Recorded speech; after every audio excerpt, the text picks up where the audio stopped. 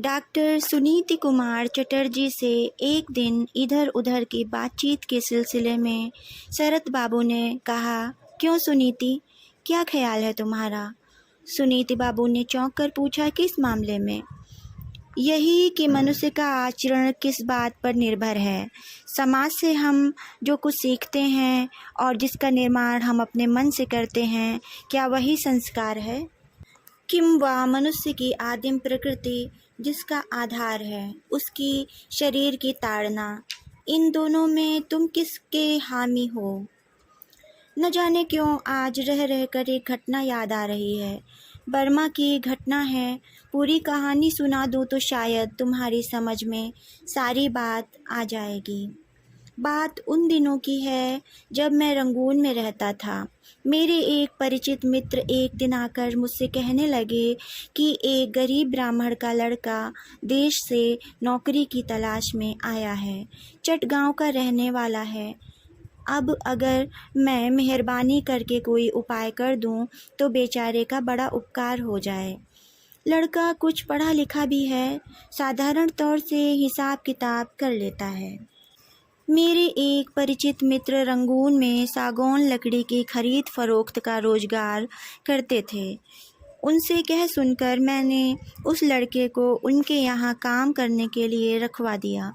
दुकान में ही वह रहता था, खाना पीना भी वहीं से मिल जाता था। इसके अलावा महीने में वेतन के रूप में 10-15 रुपए मिल जाते थे। खैर, कोई उपाय से लड़के की रोजी लग गई। कुछ दिनों बाद अचानक मैंने उसे नवीन वेश में देखा। सड़क के किनारे में वह चला जा रहा था। बदन पर राम राम वाली चद्दर, सिर पर लंबी चुटिया, उस पर कुछ फूल लगे हुए हैं, कपाल पर चंदन का प्रलेप है, हाथ में गमछे की एक पोटली लटक रही है। लगा जैसे सीधा बांधे हुए है। सोचा शायद ब्राह्मण संतान है, गांव में पंडिताई करता था, यहाँ आकर उसने रोजगार को नए सिरे से अपना लिया है। उसे पास बुलाकर इधर उधर की बातचीत करने के बाद मैंने पूछा, क्यों जी, लकड़ी की दुकान वाला काम छोड़ दिया? उसने कहा, क्या करूं, आप ही बताइए। बाबूजी कितनी तनख्वाह देते थे, उससे पेट नहीं भरता था। इसलिए सोचा जोगानपाड़ा में देशवासियों की बस्ती है, उनके घर की महिलाएं कथा पूजा करवाना जरूर चाहती होंगी, लेकिन ब्राह्मण पुरोहित यहाँ कहाँ मिलते हैं। इसके अलावा सरस्वती पूजा, काली पूजा और सत्यनारायण कथा में 2 पैसा भी मिल जाता है। ब्राह्मण संतान हूँ, बंगला पढ़ना आता है, फिर जनेऊ भी हो गया है, पूजा पाठ और कथा की पुस्तकें पढ़ चुका हूँ, इसलिए काम किसी सूरत से चला लेता हूँ। अपना गांव तो यहाँ है नहीं जो कोई मेरी गलती पकड़ सके। आपके आशीर्वाद से रोजगार मज़े से चल रहा है, और सच पूछिए तो यही मेरा पैतृक व्यवसाय है। मैंने कहा, ठीक है, अच्छी तरह रहो, यही मेरे लिए काफ़ी है। इस घटना के बाद कई वर्षों तक उस लड़के से भेंट नहीं हुई। फलस्वरूप वह मेरे दिमाग से उतर गया। उसे अरसे पश्चात अपने किसी काम के सिलसिले में मुझे उत्तरी बर्मा के लिए एक इलाके में जाना पड़ा। वहाँ मैं मोमियो शहर में कुछ दिनों तक था। बड़ा स्वास्थ्यवर्धक स्थान है, चारों ओर हरे भरे वृक्ष और झरना, जगह जगह पर टहलने के लिए बाग बनाए गए हैं। एक दिन बाग में टहल रहा था, अचानक पीछे से आवाज़ आई, शरत बाबू। उस युवक की ओर नज़र गड़ाकर काफ़ी देर तक गौर करने पर भी मैं उसे पहचान नहीं सका। कहा, बड़े मियाँ, मैं सचमुच आपको पहचान नहीं सका। क्या नाम है आपका? कहाँ रहते हैं? क्या करते हैं? दाढ़ी से भरा आनंद हंसने लगा। उसने कहा, मैं हूँ चक्रवर्ती, जिसने आपने एक दिन लकड़ी के गोदाम में नौकर रखवाया था। अब जो गौर किया तो झट से उसे पहचान गया। फिर कहा, बहुत दिनों बाद दिखाई दिए, कहाँ रहे अब तक? इसके अलावा इतनी बड़ी दाढ़ी क्यों रख छोड़ी है? भाई वाह, रूप तो बहुत सुंदर बनाया है। कुछ झेप कर चक्रवर्ती पुत्र ने कहा, जी, यहाँ आने के बाद कई वर्ष हुए, मुस्लिम धर्म ग्रहण कर मुसलमान हो गया हूँ। यह बात सुनते ही मैं आसमान से गिर पड़ा। क्या कह रहा है? ब्राह्मण का लड़का पुरोहिती करता था, इसने अचानक यूं ही धर्म परिवर्तन कर लिया। लेकिन इसके बाद जो कहानी उसकी जुबानी सुनी वह और भी अधिक विस्मयजनक थी।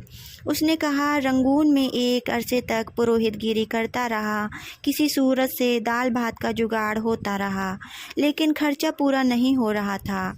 आय का एक ही साधन था, मुझे रोजगार चाहिए था, इसलिए इधर चला आया।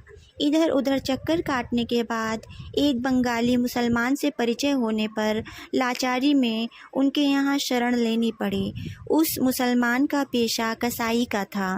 मोमियों में उसकी मांस बेचने की दुकान थी, उससे काफ़ी आमदनी होती थी। कुछ दिनों बाद अचानक मेरा वह मित्र अस्वस्थ होकर शय्याशायी हो गया।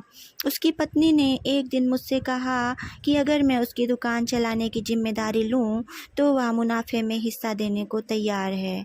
इधर मैं बेकार था, सोचा हर्ज क्या है, किस्मत आजमाऊं, शायद इसी बहाने पलटा खा जाए। हिंदू रहते कसाई का काम नहीं कर सकता था, इसलिए एक दिन मस्जिद में जाकर कलमा पढ़कर मुसलमान बन गया। इस बीच अल्लाह की मर्जी से मित्र की मौत हो गई। आखिर में मित्र की पत्नी के अनुरोध पर मैंने उससे निकाह कर लिया।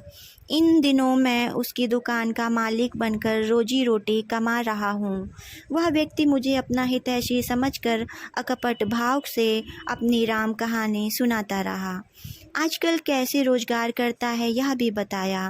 पहले इन लोगों को कसाई खाने में जानवर ले जाना पड़ता था, इससे मुफ्त में कुछ रकम खर्च करना पड़ता था, क्योंकि जो मज़दूर हाँक कर जानवरों को कसाई खाने में ले जाते थे उन्हें मजदूरी देनी पड़ती थी, इससे खर्च बढ़ जाता था। दुकान का मालिक बनने के बाद से उसने इन बेकार के खर्चों में कमी कर दी है। आजकल वह स्वयं ही जिबह करता है। उसकी इस कहानी को सुनते ही मुझे काठ मार गया। अपने को संयत करने के बाद कौतूहलवश पूछा, छोटे बड़े हर किस्म के जानवरों को जिबह करते होगे ना? उत्तर में उसने कहा, जी हाँ, मेरे सभी ग्राहक हिंदू नहीं हैं, मुसलमान ईसाई भी हैं, इसलिए भेड़ बकरी और गाय तीनों का जिबह करना पड़ता है। जिबह तुम अकेले करते हो? रोजगार के लिए सब कुछ करना पड़ता है, कोई भी काम कठिन नहीं है शरत बाबू। सिर्फ गाय के जिबह के वक्त 2-3 आदमियों की ज़रूरत होती है। अपने हाथ से जिबह करता हूँ तो कुछ रकम बच जाती है। मैंने सोचा, ब्राह्मण पुत्र है, कम से कम मन में एक संस्कार भी तो रहा होगा, और आज वह गाय का जिबह करने में भी नहीं हिचकता, उल्टे सफाई से कह रहा है कि यह कौन सा कठिन कार्य है। अपने जन्मगत संस्कार को अवस्था के फेर में अथवा अवलीला के क्रम में पढ़कर सह कुछ झाड़ पोंछ कर साफ कर दिया, आश्चर्य है। उसने आगे कहा, जमा जमाया एक रोजगार मिला, ऊपर से उस युवती ने मुझसे स्वयं निकाह कर लिया। एक तरह से पकी पकाई खीर मिल गई। मैंने कहा, एक तरह से तुम्हें आधा राजपाट क्यों, पूरा राजपाट मिल गया, ऊपर से एक राजकन्या भी प्राप्त हो गई। मेरी बातों से प्रसन्न होकर उसने लज्जित भाव से कहा, आधा राजपाट कहाँ शरत बाबू, उस लड़की का भी तो हिस्सा उसमें है। कहानी समाप्त करने के पश्चात शरत बाबू ने कहा, यही मैं सोच रहा हूँ सुनीति, शिक्षा से, समाज से, पितृ पुरुषों से लेकर जिस संस्कार का हम निर्माण करते हैं उसकी जड़ें क्या इतनी कमज़ोर हैं कि व्यक्ति साधारण ढंग से उखाड़ फेंके? तुम्हारा क्या ख्याल है? सुनीति कुमार ने कहा, इस विषय पर सटीक कहना मुश्किल है।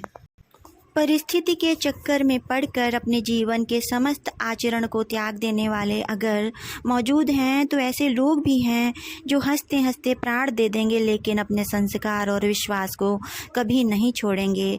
मेरी समझ में कौन व्यक्ति अपने संस्कार को कितना मूल्य देकर जीवन का अच्छेद अंश समझकर स्वीकार करता है, यह बात उसके ऊपर निर्भर करती है। शरत बाबू ने कहा, तुम्हारा कहना कठिन है, उस विषय पर सटीक निर्णय देना कठिन है। मनुष्य की आंतरिक प्रवृत्तियां ही सब कुछ हैं। फिर भी मुझे लगता है जैसे संस्कार इन सब के ऊपर है। आदिम या मौलिक आवश्यकताओं के फलस्वरूप व्यक्ति का आंतरिक रूप स्पष्ट हो उठता है। उस समय संस्कार का कोई वश नहीं चलता। हाँ, अगर कोई बहुत कुछ पा चुका है सोचकर संस्कार को अपनाए रहे और सबकी उपेक्षा करता रहे तो उसकी बात अलग है। धन्यवाद। नमस्कार।